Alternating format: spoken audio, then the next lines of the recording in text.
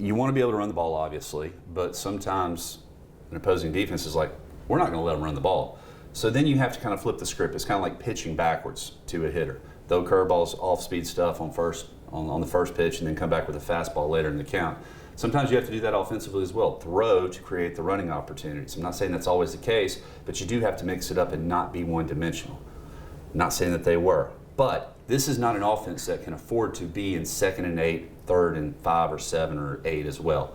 They have to stay ahead of schedule with the change, pick up 3 to 4 yards, just keep moving it closer and closer, because on 3rd down, they need the run to be a part of their package of how they're going to attack the defense. Okay, correct me if I'm wrong, and you viewers do the same thing in the chat here, but with Bryce and Tua and Jalen and Mac and all those guys, never really talked about that a whole lot. But back in the day, 15, 12, 11, 9, those championships, we talked a lot about staying ahead of the chains. And Nick Saban said it a lot himself.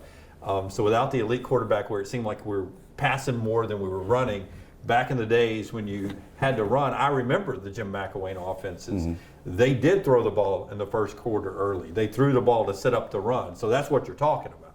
It is. Now, granted, offenses have greatly evolved since even that time. That was a very run-heavy, play-action pass style of offense.